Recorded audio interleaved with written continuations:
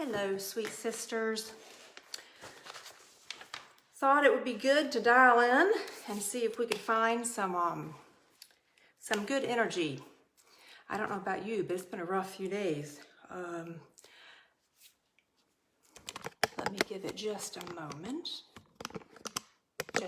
So I want to say hello, sweet sisters. A lot to share with you here today. I'm sending you all much love and many good wishes today. I know it's been a really rough time. I've even been struggling myself. I had a long drive yesterday. Hello, everybody. So good to see you. So interestingly enough, first of all, I want to hold everybody in prayers this week. It's been a very difficult time for many people in the country and around the world. I don't know, on a scale of 1 to 10, how are you all doing today? Where are you? With a 1 being, Kim, the day's feeling lousy and I really don't want to be here.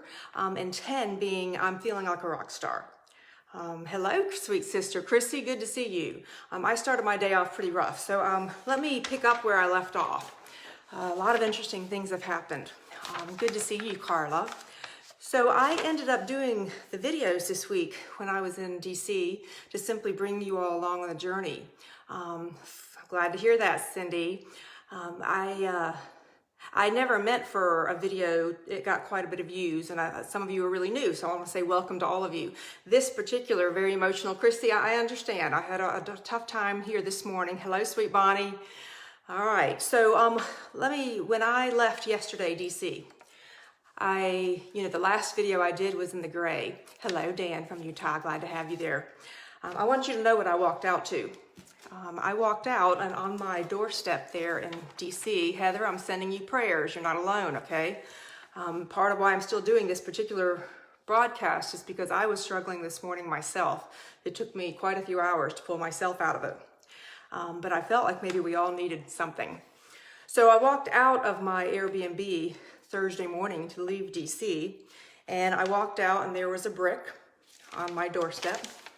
And there was a note that says, shame, shame, shame. Well, imagine how I felt knowing that there was a brick on the doorstep. My first thought, of course, was fear, because it was obvious that somebody, hello from the Netherlands, hello, Marine. I have lots of dear friends, dear sweet sisters from the Netherlands. Imagine how I felt when I saw the brick. Scared, of course. It was very scary at that moment. But then, as soon as the fear hit, sadness hit. And hello, Todd. Good to see you, dear. So I want to welcome you all. I talk a lot to the women on my Facebook page because that was usually who was on there, but I want to welcome you all. We all need a shot of goodness these days. But when I saw the brick and the note, I had a couple of choices in that moment. I could have gone straight down to the fear. So did I want to go ahead and pack my stuff and get out? Yes. Hello, Juanita. But then I felt sadness, and then I prayed. I prayed for the individual who left it there. I had heard the voices outside of my door, and enough to the point where I had propped some things up to the door and had hung out in the bedroom away from everything because I wasn't sure what was going to unfold that night. I prayed for the person who put the brick. I prayed for the assumptions that they made, that I wasn't there for something that was trying to be of good intent. I prayed for the sadness and for the hurt that so many people were feeling. You know, when I did that broadcast, it was only within 1 hour after the chaos erupted over there at the Capitol. And so I was not aware of all the things that had happened. And I'm still learning. Please understand that I don't watch the news. I have not watched the television news in 10 years. For many of you that are new here, some of you already know my story. But I lost everything over 10 years ago. So I was bankrupt personally and professionally. I had lost a marriage. Hello, blessings to you too, Julie. Thank you. And so I lost everything then, and I almost didn't make it through that dark time. I talk about that in my book, You're Lying Inside, and I almost didn't make it through it. And one of the things I had to do then in order to make it through that very tough time, I know many of you have been through tough times in your life, I had to detach from the news, because at that moment I learned that the news was stoked for fear and for angst and to keep us depressed and scared. And I was barely making it myself. So I haven't watched the news in 10 years. So literally I read a little bit of the news in the morning and at night, so I stay in tune to what's going on. Prayers from Minnesota. Thank you, Gloria. But I made a very conscious choice many years ago. And so, and I also don't watch much TV. So you're talking to someone who I tap dance in social media so that I can be of much upliftment and support. So let me know if there is any specific prayer requests. But there were some interesting observations this week. There's a lot of hurt.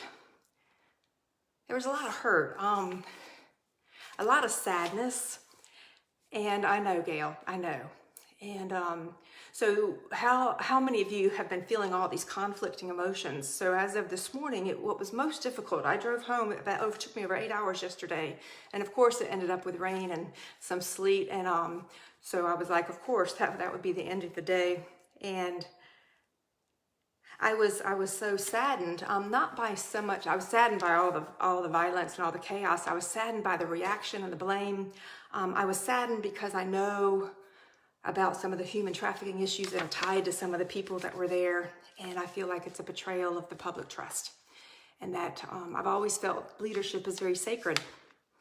And so this morning, being that I've done some work with child and human trafficking, I called one of the people who's been in this a long time, and I said, how do you do it?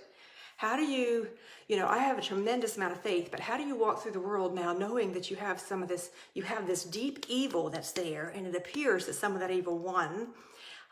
Time will tell, and will they be held accountable? And I was struggling for this one woman who has been saving women out of trafficking and children out of trafficking for a long time. I'm glad, thank you, Deborah, prayers to you as well, and prayers, and I'm so glad to see all of you, sweet sisters, and my other guys that are on here. And she said something really important to me this morning that I wanted to pass along. She says, Kim, when you first start to discover the darkness and the deceit of people that we've trusted and of systems that we've trusted, she says, it's like having a flashlight in the dark. And the more you get in there, you see that there's more and more in the dark that you don't want to see. And what people really often want to do is they want to turn off the flashlight. She said, don't turn off the flashlight, Kim. Because I was in tears. I mean, I was having a hard time this morning. And I share this with you. I've always tried to be very upbeat when I'm on. But I've also tried to be very transparent with you and say that I'm never going to ask of you what I don't ask of myself. And she said, keep the flashlight on, Kim. She says, a lot of people don't want to see these things. And the more of us that have a flashlight, I know, Sharon, I'm not giving in yet. So that's why I wanted to jump on this broadcast and share that. I don't want to give in to that yet. She said, keep the flashlight on, Kim. She says, what you have to do is whatever's happening with the political world, it's like an ocean and you have to ride, she goes, you have to ride the wave. There's hurt and there's hate. Dan, I'm not for hate. Certainly it's hurt that I'm feeling, heartbroken this morning. And she said, don't, learn to ride the waves of the ocean, both when it's calm and both when it's almost like a tsunami. She said, learn to ride the waves, but just keep the flashlight on. She said a lot more than that, but I'll be honest with you, I was so overwhelmed, I really couldn't take much more. All I could take was keep the flashlight on. And it's what I needed to hear at the moment. She said, just keep the flashlight on, because the more people that have a flashlight on, the more the darkness is eradicated. She said, the darkness has thrived. This is to my fellow sister, Twain. So here's a woman who not only herself had experiences with Epstein, but also people in her family. So this is a woman who's front lines, and here she is telling me, someone who is relatively new and just the past year or two learning about these subjects, and here she is encouraging me. The strength of these women are amazing. I see all the hearts out there. And keep the flashlight on. So I do believe that's what we're all being asked to do at this moment, is to keep the flashlight on. I was shocked at the number of views for the video that I had. One of the women, one of my dear friends, ended up sharing it. I had no idea it would go like it did. I think we're up to like 180,000 views. That was never my intent. My intent was to talk to the women who I've been building this relationship with all this time. I was surprised by the reaction. I found a lot of people that were very supportive. I found a lot of people that were full of just hate and anger. My grandmother used to call that piss and vinegar. She used to say, what's made you so full of piss and vinegar this morning? That's what she said. And I remember thinking that when, yeah, it is, Carla, isn't it? I remember saying, and I watching all the comments, Kim, prayer, sweet sister. I'm so glad you're with me too, Kim. I want to send you all much love. I'm not coming here with answers today. I'm coming here with just one human being to another. Coming back, I got my COVID test. I'm away from everybody. I'm making sure everything is all safe. I have something to say about that. That's been really hard too, to just see how we strip away our humanity in these micro moments. We must find all the faith we can. Dawn, one of the things I'm learning is that during this time, some of us, we're really good and we're full of hope one day. I see you all. I'm sending you much love. And then the next day is really rough. And luckily, we seem to be that on opposite parts. So when we're up, we can lift up someone who is really down. And when we're down, someone who is up can lift us up. Can anybody relate to that? Because I had to call some people this morning and said, help me. Help me. I couldn't get out of it. I mean, this took me a few hours, and so I don't know. I don't know any answers at this point. But here's what I do know, and that's what I keep going back to: is whenever I'm stuck in a place that I don't know, I go back to what do I do know? What do I do? I do know this. I do know that goodness will eventually win. I do know that we are all connected. So for any of you, piss and vinegar is a relatable one. Bonnie, you're so funny. I knew you'd love that. I do know that we're all connected. I don't know why the division has happened. And, everybody says that they want it to be for Trump and it's all because of him. And yet we see everybody else who is putting it out there. It's really not about any of them. I've been teaching systems thinking for 25 years. And that's about looking at the collective whole. And what I've learned with that is that it's not as simple as looking for a hero or looking for someone or something to blame. It's never that simple. It's always more than that. And I don't believe in heroes. And I don't believe there's any single person or thing to blame. It's a confluence, a gathering of all of those things that are connecting. So what I do know is that it's not that simple. What I do know is that I have met a lot of wonderful people this week. I do know that I met some people that are really hurting. And I do know I met some people that were angry. And when I think about the individual who put the brick on my doorstep, believe me, I know that this brick could have gone through the window. I know that. Why didn't it that night? So, of course, it frightened my family. But see, when I went there to D.C., I went there with an armor of protection around me. That's one of the things that I think that many of us are forgetting. Trust in God, not in men, I agree. I'm troubled because I follow a patriot and he's not been hurt. We need to pray for them all. You're right, Gloria. We need to pray for them all. What I want to remind us all of is what I do know is that we cannot take the fact that when we walk through the world, it is important every single day and every single night, and perhaps even more than that, is to walk through the world with protection. You see, I knew I was going into a dark place. That's why I wanted to go, actually, because I wanted to bring that light. And yet it was interesting to see so many people slinging words and things to me that I was like, wow, they don't even know me. How quickly do we assume the worst of people? It's something I'm struggling with. How quickly do we assume the worst? And what's going to be so challenging about the time that we're with? I'm glad you found it too, sweet sister Annette. I'm glad. And listen, I'm bringing as much as I have today. I ask you all if you please send me some too. Why do we assume the worst for everyone? And what's so challenging is as things unfold, and we need to go through a peaceful transition now. I mean, I've always been about a peaceful transition. I've never been about violence, whether it was back in the spring or whether it was now. Some people that saw the video later thought I was making some things up, and they didn't realize I had recorded this literally right after I had been. So I had not even seen other parts. I'd only heard a few reports of the news when I was driving. Why do we assume the worst? And so I've been asking myself, when we go through and we find that people are betraying us, do we then ask, is everybody betraying us? I have to ask myself, because how many of you have had yourself on hypervigilance alert, like waiting for someone to hurt you, or waiting for the world to let you down, or waiting for disappointment to take over? Can anybody relate to that? Well, when we get into that hypervigilant state, and I've lived there. I mean, I've shared this with you all. I see the heart, so I know some of you have been there. Thank you, Barbara. I know what it's like to live in that hypervigilant state. And it breaks you down. It breaks down your health. It breaks down your nervous system. And I think it's important for us all to start to ask, what do we believe about humanity? And so while I'm disappointed right now, and while I am still deeply committed to bringing light to the corruption, I'm not giving up on that. I also know that all of us, even those that are caught up in the evil web, Mom used to say, you're waiting for the other shoe to drop. Sherry, that's a great phrase, absolutely. Aggie, I've prayed for my enemies. And Aggie, I do too.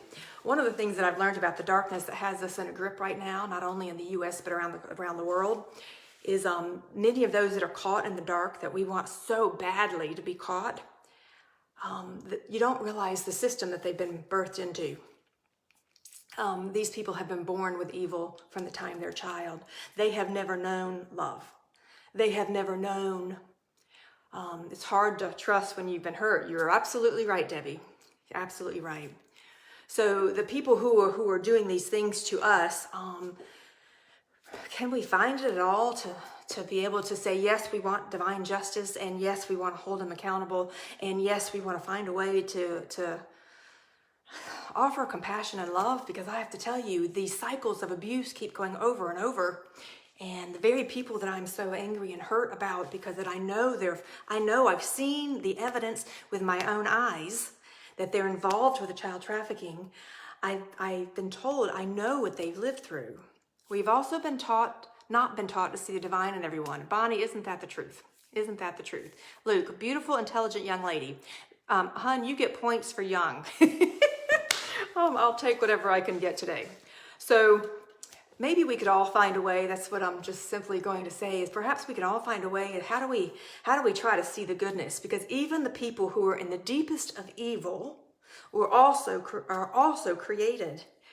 How do we have them come to repent, see the light, whatever we want to say, wherever our world is? I don't know. Because I even go back and forth between being so angry and I want them held accountable, and then feeling so much sadness and hurt that these people have never even felt love. And that's what we're in the grips of. What do you say? So I brought the brick home. You know, I looked at it when I walked out of the door. I have to tell you, when I saw the brick and the note, you know, it's very clear someone had been watching me. Someone had been watching me all that time. I wish they'd approached me and talked to me, because I would have wanted to hug them, but we're not allowed to do that right now, right? But that's what Southerners do. But I would have wanted to simply just be there and hold space for them. You know, that's the thing that's most difficult right now. I talked about it in one of our previous book clubs. The problem is they don't want to hear positive things. You're right, Aggie. Many of them don't. I saw plenty of piss and vinegar on the comments from the previous video, okay? And I was like, wow. So I simply sent them prayers. I simply said, I'm not going to respond to it with piss and vinegar. Instead, there's some of them that I even said, you know, please understand that I am fully protected in an aura of protection. That's what I walk through the world. The note said, shame, shame, shame. That's what the note said. That's all. It was enough to let me know they'd seen me and that they could have hurt me and they could have thrown the brick through the window. I know that. I hope you made it home out of Washington. I certainly tried to, Aggie, dear. But for the people who are slinging all that hate and anger, I understand that they're at a very hurtful place too, and we're in a lot of uncertainty. So in the moment when I read it, you know, we first feel the hurt. That old saying that sticks and stones may break our bones, but words will never hurt us, that is a bunch of BS. I don't know about you, but baloney. Every word we sling out is like dropping a pebble in a pond, and it just ripples through the world. I've been having dreams of angels with armor on. I love that, Tammy. I love that. And so in every moment when we have anger come at us, we can send the anger right back. But then what happens is we keep clashing and clashing and clashing. So when do we find the strength to stop slinging it and say, okay, I'm strong enough for you to sling it, and I'm going to love you in that space.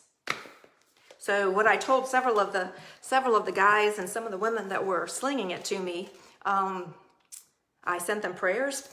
Some of them, I told them, I said, I'm going to print out your picture, which I am, and I'm going to put it on my wall, and I'm going to cover you with so much love and energy and light that your spirit is eventually going to squeal like a 5-year-old boy being kissed by their favorite aunt.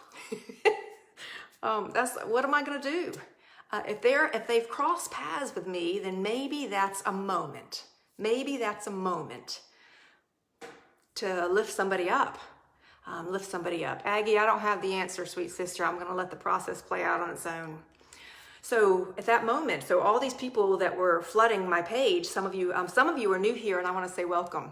Thank you for your kind comments. I think that the more that we have positive energy, we can send that out and radiate that out in the world. For every mean comment that's sent to us, it's always a moment of choice, isn't it? It's a moment of choice. And so for so many of us that have learned these dark things, has evil won? I always will keep the faith. My name is Kimberly Faith. That is my birth name. I dropped my last names. Heap those coals of love, girlfriend. Bonnie, you're so funny. So that's what I'm going to do. I made a commitment a long time ago in my 20s when I watched how everybody just seemed to be sport to just tear people down. And I was like, what is this about? And one of the life rules that I made for myself was I was going to build people up, not tear them down. And so whenever people would come in my world wanting to tear other people down, it was hard to stick to sometimes because, ill-meaning people like camaraderie. I would say, I'm not going to join that. I'll be glad to have you two talk with each other, but I'm not going to tear them down. I'm not going to do that with you. Chrissy, one of my daughter's middle name is Faith. How awesome is that? I did, Aggie, have a brick at my door with a letter. But please understand that when I saw that, folks, okay, so I walked out of my door on Thursday morning, and that's what was sitting there, was a brick with this note. And I had a choice whether to be scared. I certainly felt fearful and said, get me the hell out of this town. And then mostly I felt compassion. And I prayed for the person or people who left that there. I prayed that whatever sadness and hurt they were feeling, that it would be broken. I prayed for their prosperity. I prayed for their abundance. I prayed for their health. I wanted them to know and feel the love. We don't have to even see the people to know, because that will radiate. We're all connected. I don't understand how, but I just know that to be true. Use that brick as a stand for your Bible, Dan. I absolutely love that. I absolutely love that. So what goes around comes around. You know what, Maria, what's funny is I actually said that to a few people that were slinging hash. I said, please understand, I am fully protected. And if whatever digital daggers you're sending my way, it's going to bounce back to you. That's if you're going to do it. And I have to tell you, a few years ago when I first started to get on Facebook and things like that, because I had been through that very difficult time in my life, now all of you, I want you to just drink in the goodness and the hearts and the love that's in this session right now. I want you to just breathe it in, drink it in, because I can feel that some people may need an extra dose of that. I know I certainly did. But when I started to get on social media a few years ago, and I had people start to hash at me and send me piss and vinegar, it used to shut me down. I had been through such a difficult time that it was literally all I could do. As we were walking back to the hotel, a black woman drove by and shouted at us. And I thought, she doesn't even care to know who was. You're right. Let us each get to know each other and care even more, Todd. Absolutely. And I think that is going to be, I believe that love is the most powerful force in the universe. You remind me of my wonderful mother-in-law. Heather, I love that. And my daughter shares some names with you there. Love's going to be the only thing that breaks this. That is the only thing that breaks this. I know that for a fact. That's the only thing that we have. And so I ask each of you, wherever you are in the world, because I have a global audience. When people started to hash at me, I told you years ago, it used to shut me down and I couldn't shine anymore. I literally shied away because I was scared. I was scared of, I couldn't be torn down anymore. I was worn out. I was scared of the women who would say hateful things, and I was especially scared of the men who didn't realize how much their loud voices would be hard, and how much it would shut me down. And so it took me a while to be brave enough to even get here today. So imagine if you take a look at that video that I posted, and I'm in the gray sweatshirt when I was sharing what happened, what I saw at the Capitol. I mean, there's 1,000 at least comments, and some of those are quite negative. And if I was as weak as I was then, I see you all sending good hugs and know that I'm sending them your way. If I was as weak as I was then, I wouldn't have made it through it. But everyone I saw, I just simply said, how can I send back love? How can I send back love? And so maybe we each can do that.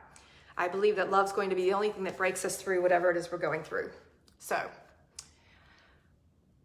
this feels much better than where I started this morning. So I hope you can just drink in some hope. You know, what's so funny is some people automatically were accusing me of trying to be part of this cover up, and, you know, I mean, woo, talk about how much we misunderstand each other. Is it possible that we could simply hold space with someone else and ask where they were? Because you know what's so interesting is that 4 years ago, I was so mad that Trump was president as well. For a solid 2 years, I couldn't even hardly speak to anybody who was a Trump supporter.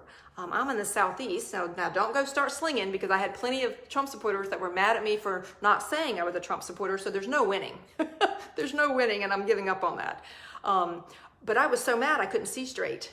Karen, I love your message. Karen, I'm sending you much love, dear. Much love, because we all need each other on this one.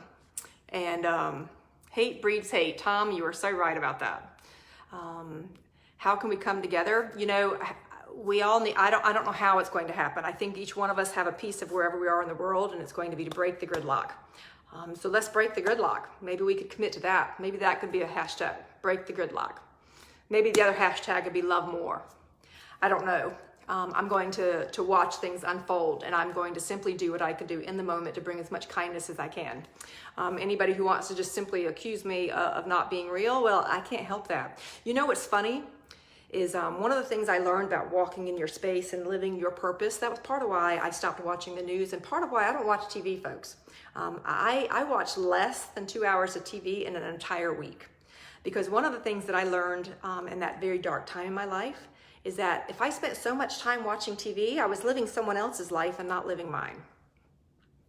And so I was very careful.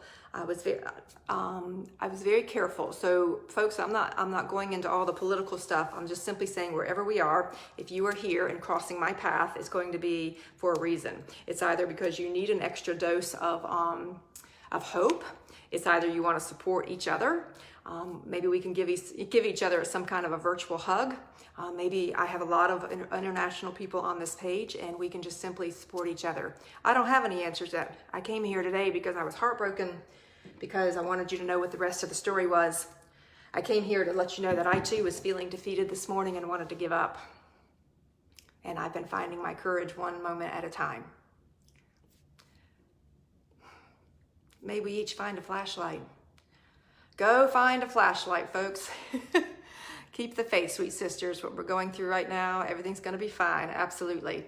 Aggie, I don't know the answer to that, and I'm not going to get into all that. I don't understand the dynamics. You know what I've realized is with everything that's going on, it's like each one of us have been cast into some other people's character, their storybook.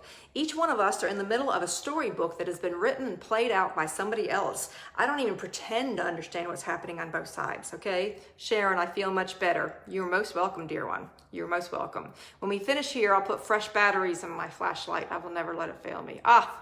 Dan, I love to hear that. I'm going to have a flashlight handy just to remind me. Have a flashlight. Don't turn off the flashlight. And so this morning when I was feeling so down and so defeated, I could feel the darkness. You know, in the darkness, you can feel it descending. You can feel the darkness just start to put, it's like a cloak comes over you, and you can't see light anymore. And the deeper it gets, the less light you can see, and you can just go down and down and down. Anyone relate to that? So when you feel that, we have a couple of choices. We can keep spinning. We can eat chocolate, which is sometimes my problem when I'm upset. Or we can stop the spin.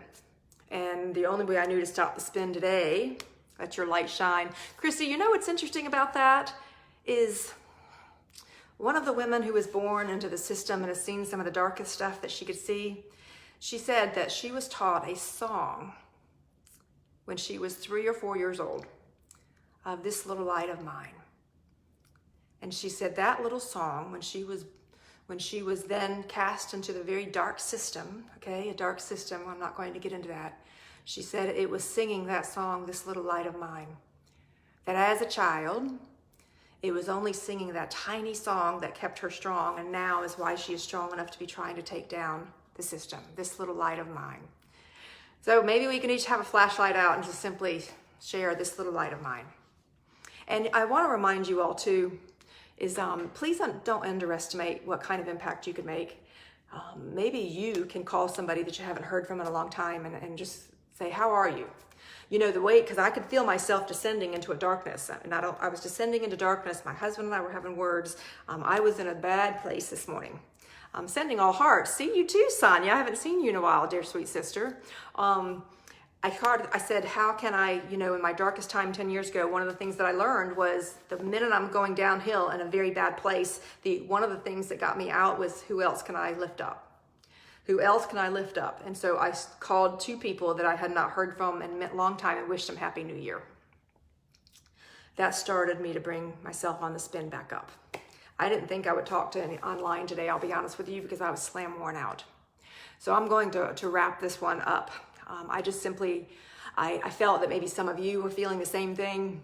I wanted you to know that you're not alone. I want to thank you, my sweet sister Twain, for reminding me to turn on the light. Keep the flashlight on. Keep the flashlight on, my sweet sisters, and to all the gentlemen who have gathered here. Sending you all much love, much light. I'm going to turn on my flashlight. Love to you all.